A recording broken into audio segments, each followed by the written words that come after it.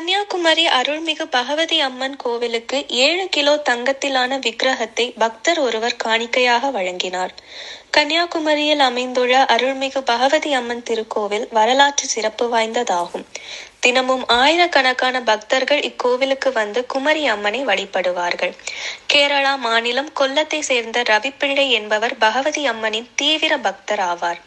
அவர் 6.8 kilo தடையுள்ள தங்கத்திலான Bhagavathi அம்மனின் விக்கிரகத்தை செய்து கோவிலுக்கு காணிக்கையாக வழங்கினார்.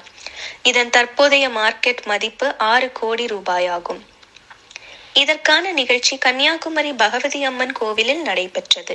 இதற்காக குடும்பத்துடன் வந்திருந்த ரவிப்பிள்ளை தங்க விக்கிரகத்தை குமரி மாவட்ட அறங்காவலர் குழு தலைவர் பிரபா ஜி ராமகிருஷ்ணனிடம் வழங்கினார்.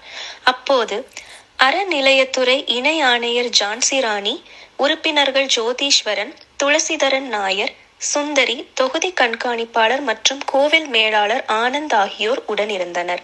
பின்னர் விக்கிரகம் அம்மன் மூலஸ்தான கருவறை வாசலில் வைத்து மேல் சாந்திகள் பத்மநாபன் போற்றி, ஸ்ரீனிவாசன் போற்றி, விட்டல் போற்றி, நிதின் சங்கர் போற்றி ஆகியோர் முன்னிலையில் முறைப்படி கோவில் மேலாளரிடம் ஒப்படைக்கப்பட்டது. சிலையை வைப்பதற்காக 3 கிலோ எடையில் வெள்ளியிலான ஆமை பீடமும் பக்தர் ரவிப்பிள்ளை காணிக்கையாக வழங்கினார்.